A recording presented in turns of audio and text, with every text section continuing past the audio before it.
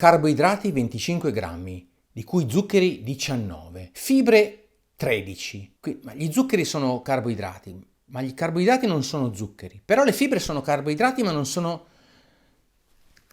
Che confusione! Ciao a tutti e bentornati sul canale del vostro amichevole chimico di quartiere. Ho visto dalle risposte sul video degli zuccheri liberi dell'OMS che si fa un sacco di confusione tra zuccheri, carboidrati complessi, zuccheri semplici, zuccheri liberi, fibre e così via. Quindi ho pensato di fare un piccolo video di spiegazione. La colpa della confusione è anche di molti che usano in modo intercambiabile zuccheri e carboidrati e questo è sbagliato. Sento spesso dire gli zuccheri della pasta o gli zuccheri del riso.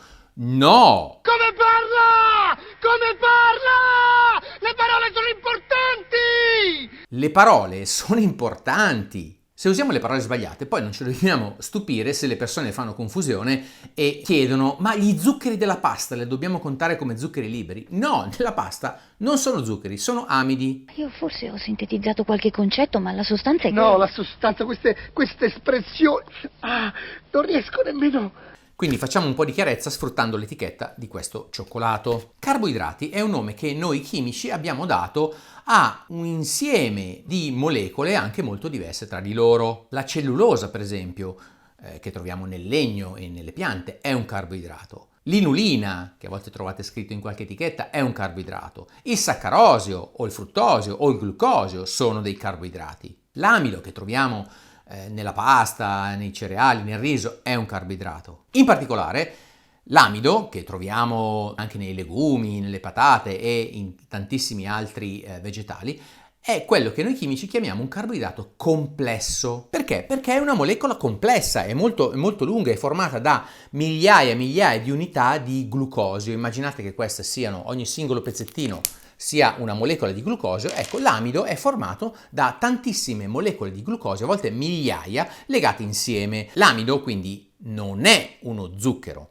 è composto da zuccheri e la differenza è sostanziale. Dire che una molecola è composta da qualche cosa non vuol dire che ha le stesse proprietà di questo qualche cosa. Per esempio, il normale sale da cucina, il cloruro di sodio che noi usiamo per salare l'acqua della pasta, è fatto da sodio e cloro. Peccato che il sodio sia un metallo che esplode a contatto con l'acqua e il cloro sia un gas verdognolo velenoso. Però noi non è che se buttiamo un po' di sale nell'acqua questa esplode e rilascia un gas tossico, no. Quindi composto di non vuol dire che ha le stesse proprietà dei costituenti.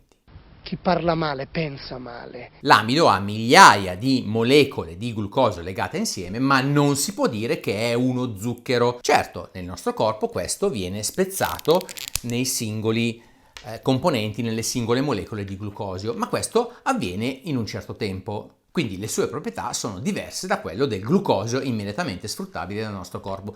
Ed è di quello che parla l'OMS quando parla di zuccheri liberi, cioè immediatamente accessibili al nostro corpo. L'inulina è un altro carboidrato complesso che è composto da tante molecole di fruttosio, questa volta legate insieme. Questa è una molecola di fruttosio. Gli zuccheri invece sono carboidrati, ma sono molecole semplici. Una molecola di glucosio è uno zucchero semplice, una molecola di fruttosio sono uno zucchero semplice. Se noi queste due le uniamo, abbiamo il saccarosio, un'altra molecola semplice, un altro zucchero semplice perché è immediatamente trattabile dal nostro corpo. Quando il saccarosio entra nel nostro sistema digerente si scinde immediatamente in glucosio e fruttosio. Non ha nessuna importanza se la fonte del saccarosio sia lo zucchero bianco, il muscovado, il panela, il rapadura o quello che volete. Non cambia assolutamente nulla. Ci sono tanti altri zuccheri semplici che a volte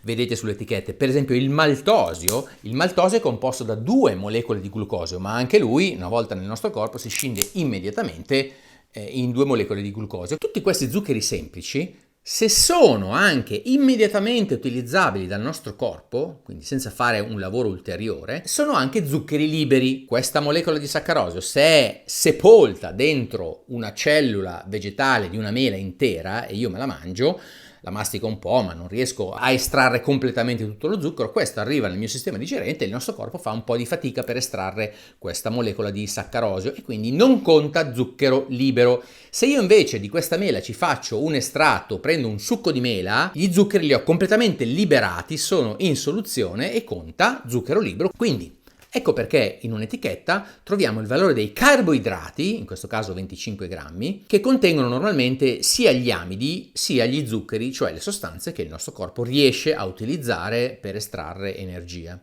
Nella riga successiva poi troviamo quanti di quei carboidrati sono zuccheri, perché sono gli zuccheri che sono stati aggiunti. Allora, questo è un cioccolato all'80%, vuol dire che l'80% della materia prima circa deriva dal cacao, quindi è il cacao più il burro di cacao, che è il grasso che viene aggiunto ulteriormente. Il resto, quindi 20% più o meno, è lo zucchero che viene aggiunto. E infatti sull'etichetta troviamo carboidrati 25 grammi, di cui zuccheri 19 grammi, quindi quasi 20, quindi hanno arrotondato un po'. Per confondere poi ulteriormente le acque, ci sono anche gli zuccheri complessi, da non confondere con i carboidrati complessi, anche se ovviamente sono carboidrati, essendo zuccheri, che sono normalmente zuccheri di 3 o più unità formate o da molecole diverse oppure dalle stesse molecole di prima ma legate in modo diverso e hanno nomi come stachiosio, raffinosio. Sono zuccheri che noi non riusciamo normalmente a metabolizzare ma che invece piacciono molto ai batteri del nostro intestino. Li troviamo per esempio nei legumi,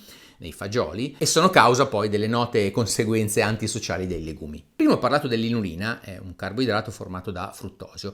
Questa però conta fibra, è un carboidrato che però non è metabolizzabile dal nostro corpo, esattamente come la cellulosa. Anche la cellulosa è composta da tante molecole di glucosio, ma sono legate insieme in una maniera diversa rispetto all'amido e il nostro corpo non è in grado di separarle e quindi mangiamo la cellulosa ogni volta che mangiamo dei vegetali, questa se ne va indisturbata e poi la espelliamo. Per questo motivo, pur essendo carboidrati in questo caso, nelle etichette vengono segnalate non tra i carboidrati, perché non riusciamo a prendere energia da questo tipo di molecole, ma vengono segnati appunto come fibre. In questa etichetta leggiamo che le fibre sono 13 grammi. Perché segnaliamo le fibre su un'etichetta anche se poi non le assimiliamo? Beh, ma perché svolgono una funzione preziosa e le autorità sanitarie internazionali consigliano mediamente per un adulto il consumo di circa 25 grammi al giorno perché ha una funzione protettiva rispetto a certi tipi di cancro per esempio e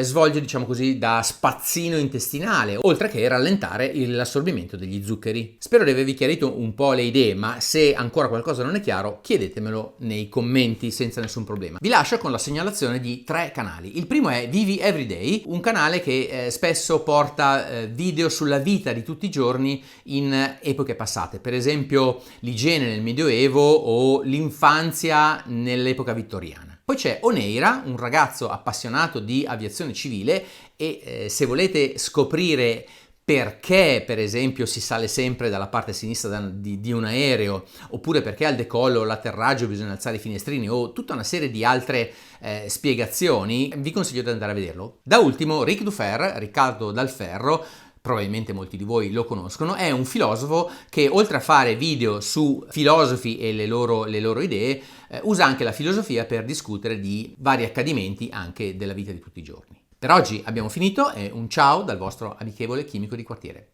Ciao!